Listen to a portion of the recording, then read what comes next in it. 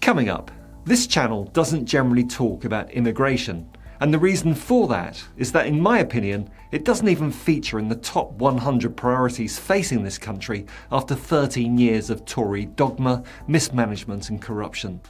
By talking about the small boats crossing the channel, there's a danger of falling for the Tory ruse to get everyone talking about this culture wars issue and distracting voters from far more important issues, such as the withering of the state and the public sector, our crumbling infrastructure, schools and hospitals, erosion of our civil rights, rising income inequality, the cost of living crisis, and the continuing fallout from the disastrous Brexit deal that the Tories have inflicted on us.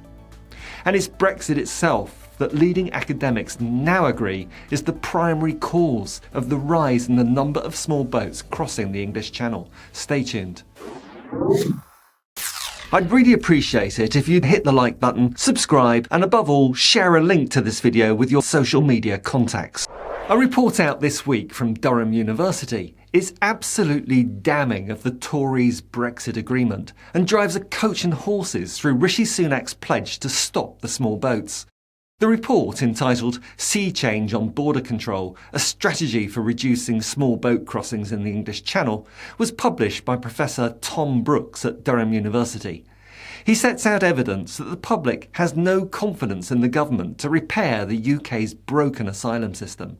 And he argues that a key factor in why the asylum system is no longer fit for purpose is that the government failed to secure a post-Brexit returns agreement with the European Union during Brexit negotiations. Stopping the small boats is one of Sunak's much-hyped 5 pledges, what he calls the people's priorities, each of which he carefully selected on the basis that not only could they be easily achieved, but that in many cases they would happen anyway, without him needing to do sod all. For example, halving inflation rates by the end of the year, which economists were predicting would happen anyway, as inflationary factors from last year fell out of calculations for 2023 inflation rates.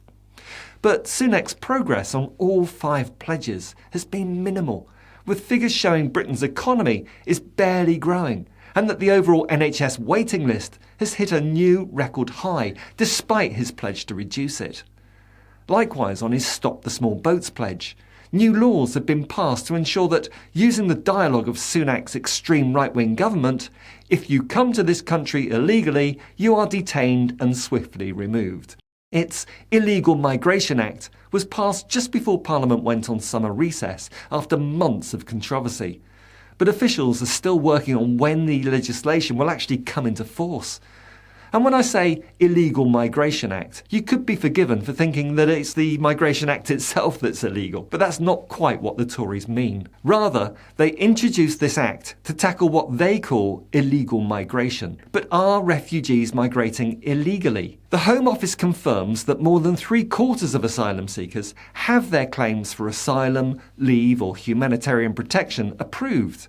And the Full fact-checking website have this to say. Specifically, refugees seeking asylum in the UK can't be penalised for entering illegally if they're claiming asylum and coming from a place where their life or freedom are threatened. They may also stop over in other safe countries en route to the UK. This new act places a legal duty on the government to detain and remove those arriving in the UK through unconventional routes, either to Rwanda or another so-called safe third country.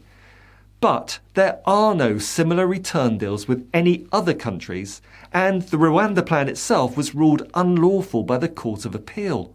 Not only that, but it came to light this week that the UK has granted asylum here to dozens of Rwandans escaping persecution in Rwanda, which kind of contradicts Suella Braverman's assertion that Rwanda is a safe country. This government will have integrity, professionalism, and accountability at every level. At the beginning of summer, Sunak insisted that his plan to stop the small boats was starting to work, saying the number of people making the journey had reduced compared with last year, and rejecting any idea at all that this was linked to the poor weather conditions rather than policy decisions. But from June onwards, migrant crossings have set new records, and fresh arrivals this month have pushed the total number of people crossing the English Channel on small boats since 2018 to over 100,000. So, back to that report by Professor Brooks at Durham University. Well, his damning verdict is that the deal Boris Johnson struck with the EU is the leading cause of the rise in the number of small boats crossing the English Channel. The desperately make it up as we go along, far from oven-ready deal was made without a migrant returns agreement in place. Before Brexit, EU law set out which country is responsible for looking at an individual's asylum application. The Dublin Convention, as it was known, allowed the UK to ask other EU countries to take people back if they had entered the UK via safe countries. But Brexit put paid to that, and rather than taking back control of our borders, it did the complete opposite. What many Leave voters failed to take into account is that a border by definition has two sides. By leaving the EU, we lost any control whatsoever from one side of the border.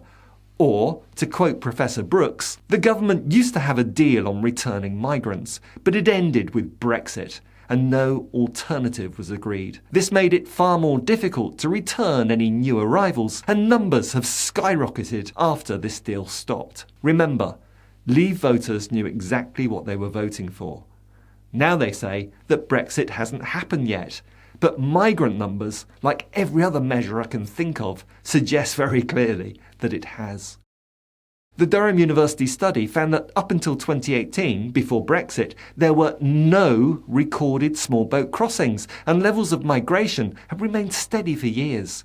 This all changed when the Brexit transition period ended in 2020. Professor Brooks said he had forecast as far back as 2016 that migrant numbers to the UK would rise sharply without a returns agreement in place, and that he had warned the Tory government repeatedly that a returns policy needed to be implemented. But it turns out that unfortunately for Professor Brooks, this Brexit government had had enough of experts, and so he was ignored. Roll on to August 2023, and according to The Times and the Daily Hile, it appears that the European Union has told the UK it is not now willing to negotiate a returns agreement for migrants arriving via unauthorised routes. A leaked memo has suggested that rather, Brussels is quite understandably prioritising its own internal rows over migration and refugee returns reforms, and they've not got the time nor the inclination to negotiate with a third country like the UK at this particular time. The Times suggested that any future Brussels deal would likely come with the condition that Britain's share in Europe's effort to resettle hundreds of thousands of migrants entering the EU through irregular means, including migrants arriving by boat to Italy or Greece. Cue the Brexit voters anthropomorphising the non-human entity, the EU, in order to accuse it of revenge for Brexit. Do you think that sounds a bit dumb? Well, do you remember that Leave voters weren't the brightest lot, with the Independent National Centre for Social Research reporting on the Leave vote and determining that education level was a key differentiator between those voting Remain and those voting Leave, with over 3/4 of those with no qualification voting for Brexit and nearly 3/4 of graduates voting Remain. And why did those lacking qualifications vote overwhelmingly for Brexit? Again, according to the independent NatCen research, the primary reason Leave voters gave was to control immigration. Seems like they didn't know exactly what they were voting for. Welcome to the Brexit, sir. I'm sorry. Oh my God.